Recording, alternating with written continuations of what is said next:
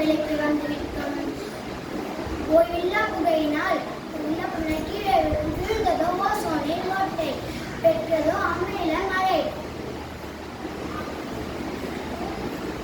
நெகிழியால் கடற்கரைகளை நிரப்பி நெடுவாழ்வு வாழவிடாமல் கடல் வாழ் உயிரினங்களை அழிக்கின்றோம்.